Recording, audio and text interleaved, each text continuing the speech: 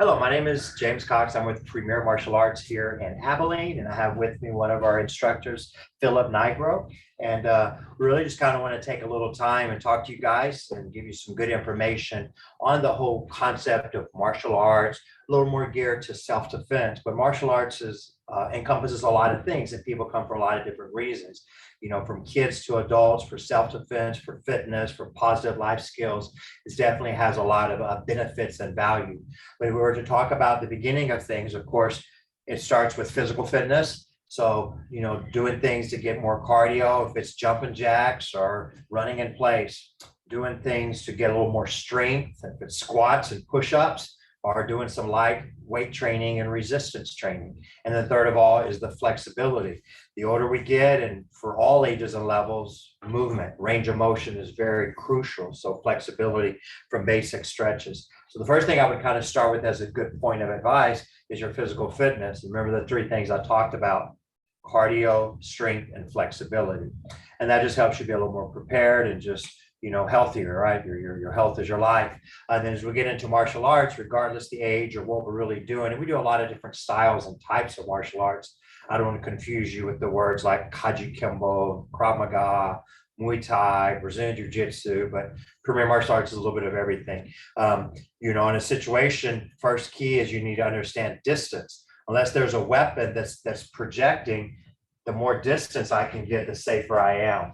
And then understanding the right you have to protect yourself, but also the right you have to get away and not have to worry about protecting yourself is always important. So distance, you had to learn one thing: keep your head up, be aware of surroundings, and get away. And when and if that doesn't happen, you need to think about some other things. These all kind of start with D's. I used to teach a whole self-defense program. I think it was the 5 Ds of self-defense. And it starts with distance, and then it's about direction. So in other words, you don't want to be in a straight line with an attacker that's enraged, trying to do you harm. Even just getting out a little bit of an angle changes the whole direction. So when you move, other people have to move. You know, and there has to be a decision. What are you going to do? You're going to hit or get hit. You're going to fight or fly. You're going to get away, but you're going to have your hands up immediately. No matter where you are, if you're in China or if you're in Merkel, this is the same message of stop, back away, don't touch me. So this is that verbal boundary to create space. And this is the beginning. It may or may not have the solution, but it's getting the distance, getting in another direction, and then this verbal message, you know, stop, back away, don't touch me. Now, for me, I'm still ready here. If I have to hit, if I have to block, I'm ready. I don't have my hands down in a bad position. But in self-defense, you don't want to add fuel to the fire. You don't want to instigate or threaten. You know, I dare you, right? That'd be the wrong thing to do. So we're more passive and calm, not to mention for a lot of other reasons and things on video and camera. And then we have to, after that decision, you know, as bad as it may sound, you have to distract someone or damage them, you know, to keep them from hurting you and getting away. So self-defense would then start with another acronym I have here, MAD, M-A-D. What is M-A-D? First, it has nothing to do with your anger.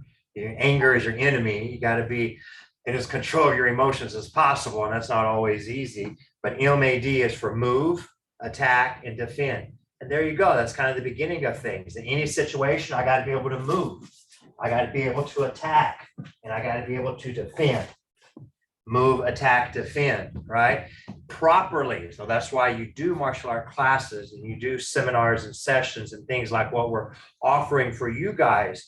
And you learn how to move where your feet are apart and you're in the right position. I mean, imagine moving and stepping like this as you got hit or pushed or slip or you try to hit someone. So you maximize your balance, minimize your targets, and you're ready to move correctly to get in and get out. It's like a fighter does or an athlete in any sport. To attack, we'll start real simple. It's the strongest parts of your body to the weakest parts of their body. Now, there's a lot of mindset and psychology, but how in the world is someone smaller, weaker, older, whatever the situation going to be, hurt someone and protect yourself against someone a lot, you know, bigger, meaner, aggressive with bad intention, trying to do you serious harm, you know? Well, we have to equalize it best that we can. And that's like I was saying, you know what to hit with and you know where to hit them. Here's some things you can remember. Remember the MAD, move, attack, defend. Remember the other things I talked about. Now remember vital areas. I'll just give you 3 because we can remember 3. Eyes, throat, groin. You know, eyes, throat, groin. I mean, this could be the biggest, baddest dude, but there's going to be some reaction from something in the eye, from something to the throat, and something to the groin. Eyes, throat, groin. What are you going to hit them with? You're not going to hurt somebody by slapping them. It has a sting, it has a noise, right? And you're not going to hurt a lot of people by punching them in the wrong places. I could probably punch Philip as hard as I wanted in the body, you know? But again, you go to the right areas. And the weapons you use, we would start off with things like, so Philip will get in our defensive stance, hands, elbows, chin. We'll start with our lead palm. Just like a fighter would throw a jab and cross, but you don't want to hurt your knuckles. So use the heel of the palm in a straight line. And I'm using my whole body, as you can see. So Philip would throw his 1-2, left, right palm heel. Remember, you're going center line where there's no real muscle. And you're putting your body behind it. So all the things we talked about today, those D's, right? Distance, direction, decision, damage, palm heel, 1-2. 1-2. Over and over, right? And then when the ranges change, the weapons change. This means that right now, he can't hit me with anything. I know right now he could kick me. I know right now it's like that palm heel. But now, none of those are as effective. So he changes his weapons, like an elbow. Elbows are very dangerous. Now, wherever there's an elbow, there's a knee. Those go together, elbows and knees. And if you had to fight for your life, protect yourself, your family, to an extent, property, then elbows and knees. You know, elbows cut, you learn how to throw it. How do you learn how to throw it? You practice, and you put your whole body behind it. It's the rotation, the backup mass, the alignment, and your breath. Exhale, let the energy out. So you can look at this rear thrusting elbow smash.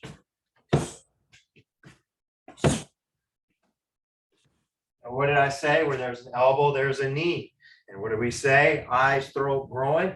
So a knee from underneath.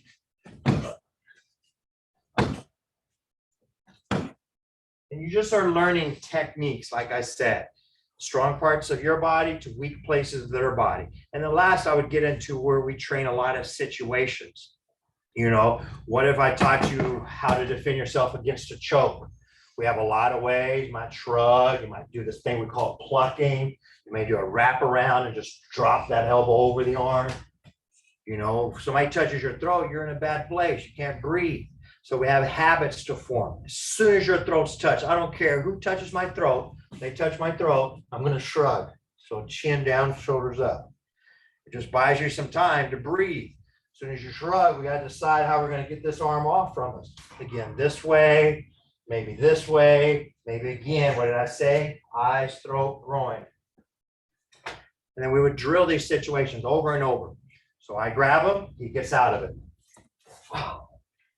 Maybe hair grabs, not so much for you and not much for me. But hair grabs are dangerous. You know, here's some rules in self-defense, guys. Never be moved. What does that mean? Never be moved. Well, first, never be taken. Don't be moved to another location.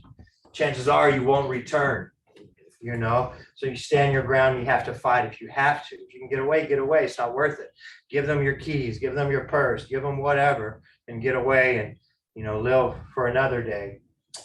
Again, we could go on and on with all the kicks, all the self-defense situations, but we do have a lot of information on our YouTube channel, James Cox Martial Arts. Of course, I'd rather come and show you in person so we can set something up and work together in the near future, guys. Anything, Philip, to kind of add? Or? No, I mean, really, it's for everyone. Just don't think you're ever too young, too old. Maybe don't think you're not in shape enough, or maybe you know it all. Obviously, then it's hard to teach. Just remember, everyone has a day one with everything. You just have to come in and see us. Yeah, and a little self-defense goes a long ways. The things that I said today could be helpful, but you got to practice it. All right, guys. Thank you. Appreciate you. Wow, that was interesting.